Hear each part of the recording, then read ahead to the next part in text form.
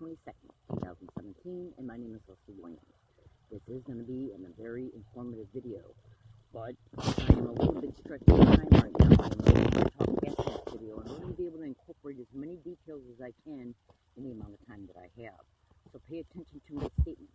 Cross-reference the information I describe, and what I state in this video can be looked up at Google and, when appropriate, YouTube. Now, if anywhere around me or comes on this property as I'm making this video, or at any time that I'm on this property in the next 72 hours from this little second forward, I don't care who it is or how old they are. I don't care what they say or how they act or what excuse they use. It will be GangStalking. Fellow American citizens, I am a target victim and activist concerned with continued crimes of GangStalking and the non-stop victimization that is perpetrated around me, concerning me, and sometimes directly towards me on a daily basis everywhere I go, every single day, and that absolutely includes wooded areas. Now, what did I incorporate within the title of this Periscope video? It is a tweet URL link from my Twitter account. And what is in the tweet? So all you have to do is write down the URL characters, type them in at your URL address bar to bring up what I incorporated within that tweet. What is within that tweet are some text statements pertaining to how I was extremely intimidated, psychologically intimidated to go to Oakwood Hospital in Dearborn, Michigan. I was also influenced through extreme, massive duress and stress that stemmed from being tortured in Dearborn, Michigan through gang-stalking crimes, and because of the financial death, and from the effects as well at other times because of monetary loss and the coercion that was attached to going there under the flag and tag that if you go there, you'll get help to get out of the homelessness that was created of me as a result of me being a gang-stalking victim in Dearborn, Michigan. Pay close attention to my statements and you will see truth. Now, what else did I incorporate within that tweet? Okay, 4 snap screenshots. 3 of them are snap screenshots from Terry Parker Jr.'s Twitter account. Terry Parker Jr. was falsely implanted with at least 43 or 47 metallic implants back in the 60s in Canada. Canada is a literal 5-minute drive away from Dearborn, Michigan. Now, this occurred towards him in the 60s. There's thousands of Americans right now that were implanted, back in the 50s, 60s, and 70s that are still walking around in America to this date. And they have been tracked and tagged every single second from the date of their implantation. Because you got to look at it this way. An individual who was non-consensually implanted with any type of biological and or neurological implant, no matter what year, decade that they were implanted with, they could easily get into a unforeseen vehicle accident or suffer any type of injury that would cause them to go to a hospital and the implants could be discovered. As a result, a doctor who is not being controlled by the alphabet agencies, who are probably more than likely the responsible parties working through doctors, would not be able to contain the extraction and the exposure of them. Meaning that targeted individuals, whether they're ever victimized through gang-stalking crimes or not, after they've been implanted, they are tracked and tagged for the rest of their lives in order to conceal what is in their biological systems. Make no mistake about it. Terry Parker Jr. is still trying to reach out for help to this date. So when you see Terry Parker Jr.'s snap screenshots that I incorporated within this tweet link, you will see his Twitter account. You will also see some blogs and other information pertaining to him, and you can also Google him. Just go to Google and type in Terry Parker Jr. 47 metallic implants placed in his head under the guise of he was intentionally falsely diagnosed with epilepsy, and that was the normal apparent excuse concerning the reason why they were put there. Okay, he didn't know they were put in there, but they did diagnose him with epilepsy, and they diagnosed him with epilepsy in order to make it appear that if the implants ever got discovered, that they were put in there under that reason. Now, understand as well, X-ray pictures of these 47 implants are on his Twitter account, and they will snap screenshots for you to physically see. So what are the 4 screenshots dedicated and attached to that tweet link that is in the title of this Periscope video? Pay close attention. Oakwood Hospital is a huge hospital in Dearborn, Michigan. It is not only a huge hospital, but they also have several medical facilities, okay, all throughout Dearborn, Michigan. Oakwood, I would say that Oakwood Hospital probably generates anywhere between $100 to $200 million a year. It's got to be a huge amount of money that they're generating to the local tax base of the city of Dearborn, Michigan. So make no mistake about it. Do not believe for 1 second that that hospital and all of its affiliates in reference to the medical centers are not protected by the police. Make no mistake about it, just like universities are, because of the amount of money that they generate to the state, county, and city tax base. Who do you think and what do you think pays law enforcement salaries? Taxes. Okay, now, fellow American citizens, when you see the fourth snap screenshot that is attached to the tweet that I attached to the title of this Periscope video, you're going to see, okay, a post in a Google group forum, okay? But make no mistake about it, you can also research what I'm about ready to expose at Google as well. Because, hold on, because when I heard about it, I searched it up on the internet, and it's still being exposed to this date. I found out about it in late 2010, okay? I want you to listen to me very closely. Oakwood Hospital in Dearborn, Michigan, okay, was sued, okay, by hundreds of parents in a class action lawsuit because a doctor of theirs was falsely and intentionally and criminally diagnosing hundreds of children with epilepsy and putting implants in their heads. Okay? The Benner and Benner law firm from Farmington Hills, Michigan, okay, was the law firm that handled that case, which will be ongoing to this date. When I found out about it in late 2010, and as a result of me being constantly gang-stalked along all my routes, which has already been proven to have occurred in Michigan and in San Diego. Hold on. It was totally quiet before I started making this video. Now, once I found out about it, I had already been coerced repetitively to go into that hospital. I knew the way I was being treated in that hospital. I knew what mechanisms were used to get me to go, and the people who baited me to go there on several occasions, including because of a robbery that occurred. I also know, okay, well, I'm just going to stop there. I want you to listen to me very carefully. I also know other women that were being trafficked, okay, and exploited by this same group that coerced me into going to Oakwood Hospital. I also strongly, extremely suspect that they were eventually duped to go there as well. Now, you can go to Google at any time and research gang stalking and neural implantation and look at what comes up. In fact, you could probably go to Google and type in gang stalking, neural implantation under the guise of epilepsy as well. I haven't even ever done that. I'm going to do that tonight or tomorrow. Hear me out.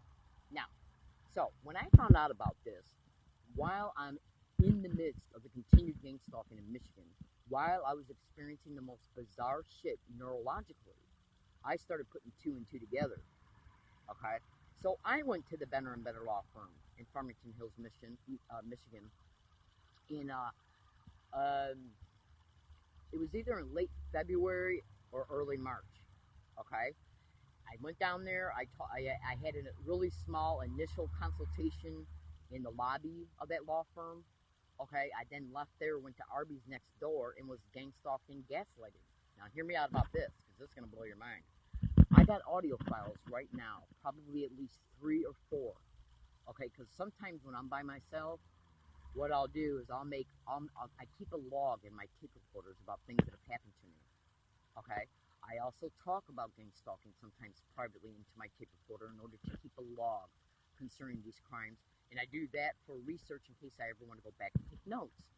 On at least 4 separate occasions, okay, I talked about how I was being stalked on my way to the Benner and Benner law firm and at the Arby's right next door after I left the Benner and Benner law firm.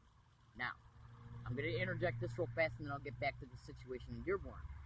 Okay? I came out here in San Diego on August 8, 2011.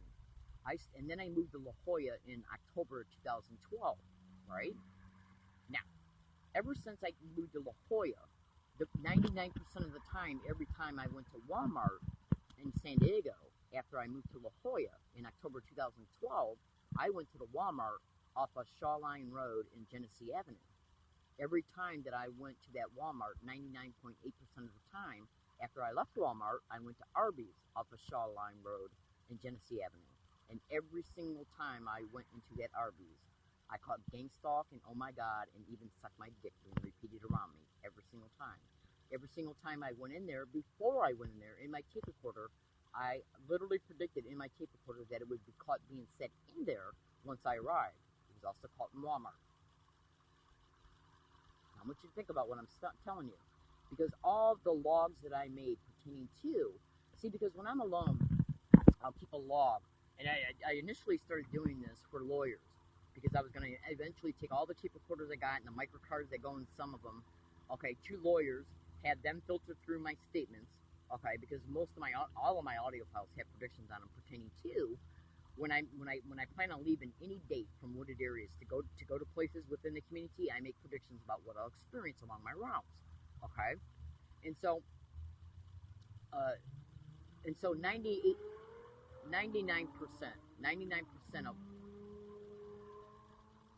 of all the evidence that I got on all of my audio files on at least 12 different tape recorders and at least 100 different microcards, okay, show me predicting, okay, what I eventually, I make predictions in the morning about what I'll catch on the tape recorder before I leave a wooded area. I then go along my routes and catch on the tape recorder what I predict will be caught, what will be said around me in reference to the verbal harassment I endure every day, which is identical, right? Okay. Then when I'm in wooded areas, I'll talk about things that I went through in order to keep a log for lawyers as well. So I'd say anywhere between 4 to 7 times I made statements between August 8, 2011 up and through the middle of 2013 about what I endured in Dearborn, Michigan, as a result of going to the Benner Law Firm. And as a result of me talking about that, I did mention about how I was gang-stalked at that Arby's. Now, this is before I started going to this Arby's off of Shaw Line Road and Genesee Avenue in San Diego. Now, that's just an interjected statement for you to take notice of.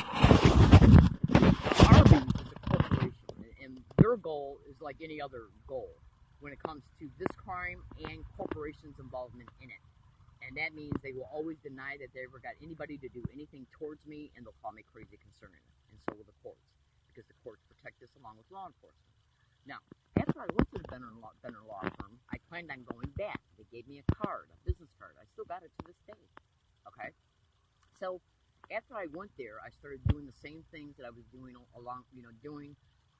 Dearborn, going to U of M, keeping a log about what was happening to me through Google group, forum posts, all my blogs, email accounts, every post that I've ever made on the internet has always been infiltrated up and through to this date, going all the way back to 2004 and 5.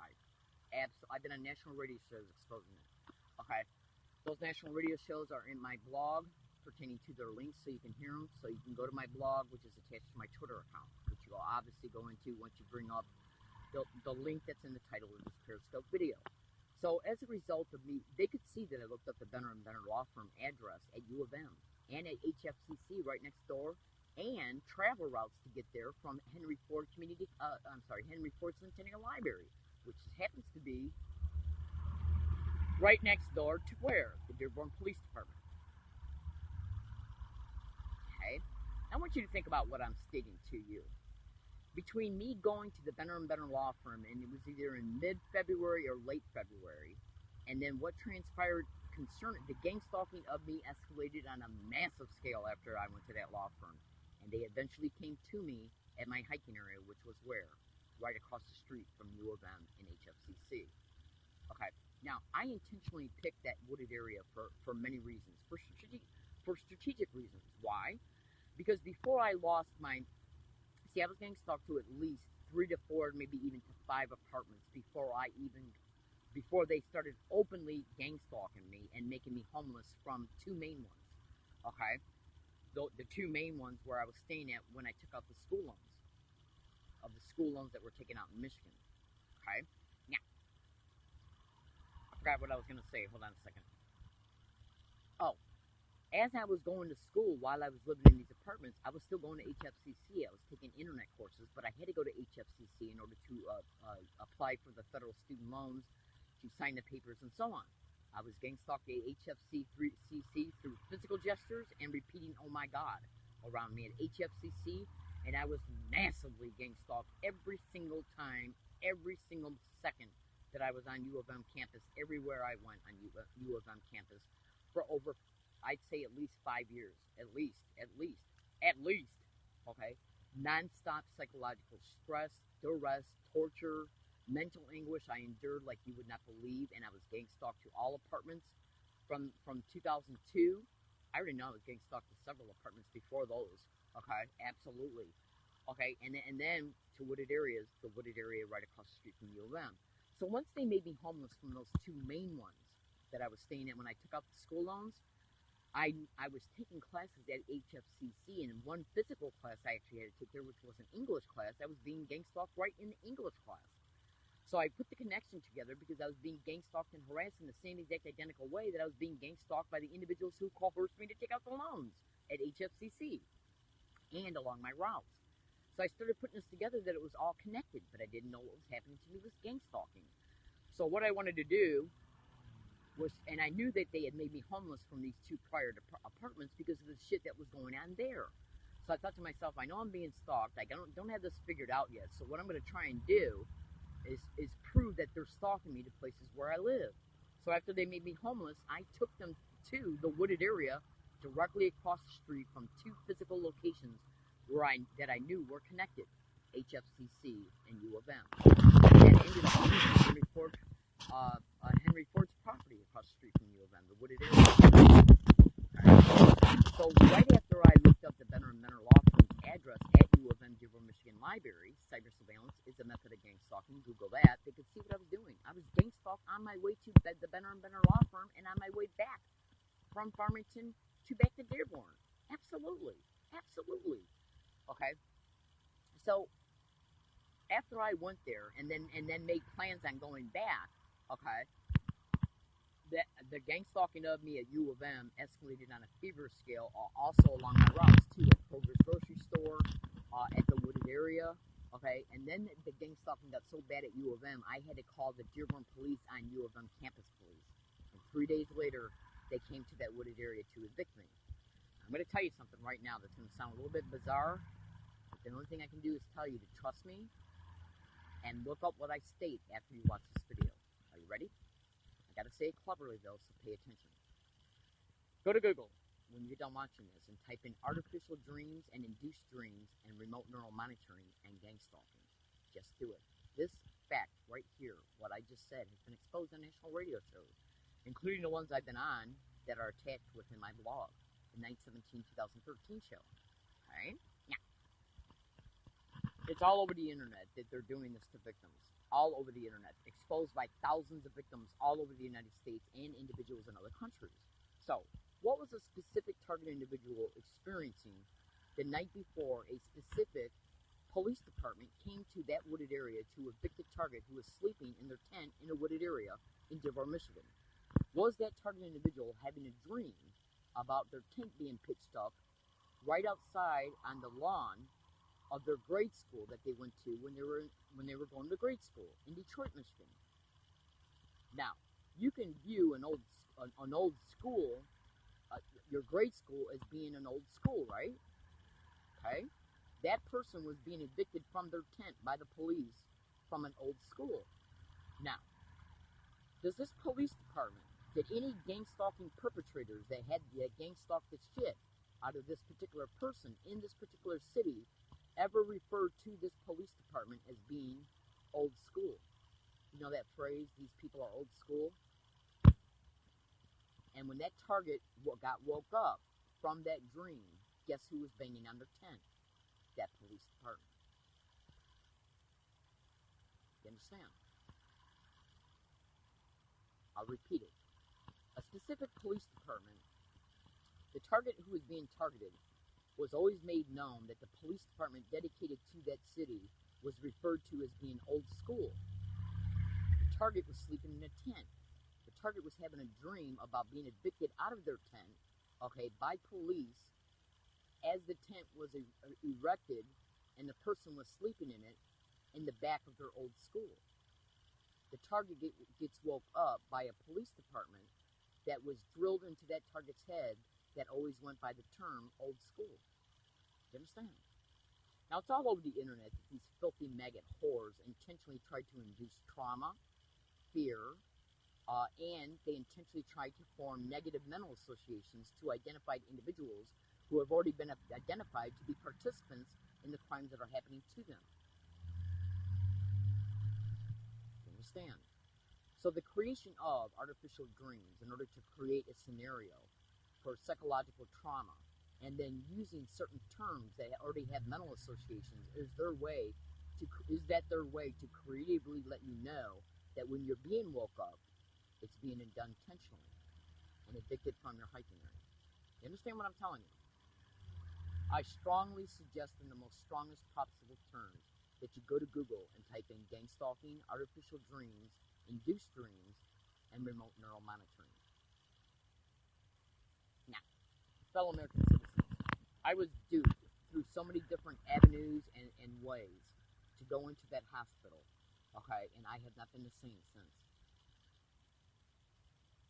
Okay, and what happened to me before? My blog indisputably proves my apartment was broken into even when I was sleeping in Gilbert, Michigan. It indisputably proves it. So when you get to that blog, I strongly suggest you research the Stockton San Antonio sections, meaning that there's more than one section in that blog dedicated to the Stockton San Antonio section. The 2006 and 2008 email statements in both of them are dedicated to at least those two apartments that I was talking about, pertaining to the apartments I was living in when the school loans, were taken out. I'm in San Diego, California, and my name is Leslie Williams. Now, the Arby's that's been caught here in San Diego, some of those YouTube videos are online, but make no mistake about it, if you can hear these words and phrases being said, don't think that these filthy maggots cannot hack into your YouTube account and edit and alter the evidence. But I still have the audio files. So you could probably find them by going, there's probably a couple Arby's videos in the blog, but you can probably go to YouTube and just type in Learning Disabled Woman Exposes Gang Stalking at Arby's, and look at what comes up, and see if you hear gang stalk, oh my God, gang stalk, oh my God, and laughing, and maybe even suck my dick being repeated around me, videotape. Now, I have indisputable proof in older audio files that I talked about being gang stalked at that Arby's right next door to the Benner & Benner law firm in Michigan before I even thought of going to that Arby's. See, tape recorders run by date and time. You understand? So I can prove when those statements were made. I'd have to filter through thousands of audio files probably to find them. Okay? But trust me, I can find them. Absolutely. Absolutely. Alright, so fellow American citizens, this is a tidbit file. This is an information file. You would not believe what I experience on a daily basis. You just would not believe it. In closing, also, make sure you research about at least 15 tweets that are on top of the tweet that is in, okay, because that's a tweet chain, and there's hundreds of tweets that are attached to that tweet. So all you got to do is scroll and look at all the snap screenshots of all the different neurological and biological implants that are being put in gang stalking victims.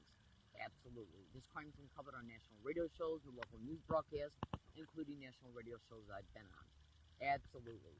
You just would not believe what is happening to me on a daily basis. On a daily basis, and I'm not referring to the bullshit, vile bullshit, identical verbal harassments that I endure every day along my route that's being projected around me every day by physical individuals. I'm talking about other shit that I'm putting up with. You just would not believe it. You just would not believe it. All right, I gotta go. At the beginning of this video, I said I was going to have to talk fast in order to get out as much information as I could, and so that's why I did. I gotta go. I'm tired. I don't feel good. If anybody comes towards me in any wooded area, especially once I got my tent up, it'll be a staged event. I don't give a flying shit who it is. I don't care how nice they act or nasty. I don't care how nasty they act. I don't care how crazy they act. I don't give a shit what normal appearance probable cause the police have. They're nothing but a bunch of criminal liars. Google gang stalking and police. They're exposed by thousands and thousands of victims all over the United States. But make no mistake about it, police can also be targeted as well. Google that. Alright, I gotta go. I'm in San Diego, California. Please say a prayer for my safety, and I absolutely am going to lawyers soon. I can't take this shit anymore. I'm not putting up with it. Why should I? Why should I put up with this victimization when I'm not doing nothing wrong? I'm the victim here. I am literally the target of this crime. So why should I continue to live like an animal because of animals? Fuck that. I'm not living this way anymore. I'm just not. All right, I gotta go. I don't make videos very well sometimes because I'm video shy, and I can't even believe that this is going on in my life. I literally just can't believe it, literally. Now, in closing, I want you to know this as well. I don't do drugs. I don't drink. I do not sleep around. I don't steal. I'm not violent. I'm not a threat to myself or others. But these are the types of labels and descriptions that are put on gang stalking victims in order to discredit them, and that includes in court, on police reports, police information sheets, police incident reports, and doctor's reports. Absolutely. Because that's how they discredit the target in order to discredit the truth. And that's how they discredit the target on paper to get the probate control for racketeering. Federal funds per client, group homes. Is that why the homelessness is created to begin with? I gotta go. Check out my other videos in this Periscope account and you will see truth. And make sure you research what I talked about, remote neural monitoring and forced-induced dreams. They're even exposed by targets of this crime when they're testifying before the Bioethics Commission, which you can watch those videos by going to YouTube and typing in OSEH bioethics issues. Hundreds of videos all over the internet. Okay, OSEH stands for organized stalking, electronic harassment, and electronic harassment encompasses remote neural monitoring. I gotta go. Thank you for listening. Please research what I've stated.